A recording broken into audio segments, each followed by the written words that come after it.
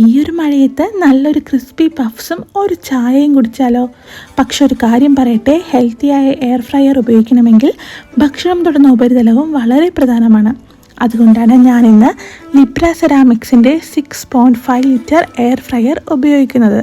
ഇതിലെ സെറാവിയൻ വിട്രോകോർ ceramic coating സാധാരണ non stick കോട്ടിങ്ങിനേക്കാൾ ആരോഗ്യകരമായ ഒരു ഓപ്ഷനാണ്. കൂടാതെ ഇതിൽ PTFE ഇല്ല, PFOA ഇല്ല, സിന്തറ്റിക് പോളിമേഴ്സും ഇല്ല.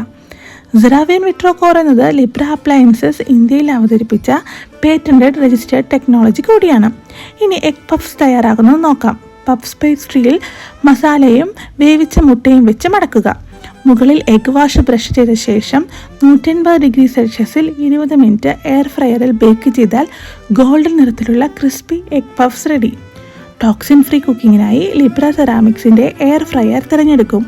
വാങ്ങാൻ താഴെ നൽകിയിരിക്കുന്ന വെബ്സൈറ്റ് സന്ദർശിച്ച് എൻ്റെ കോഡ് ഉപയോഗിച്ചാൽ 5% ഡിസ്കൗണ്ട് ലഭിക്കും.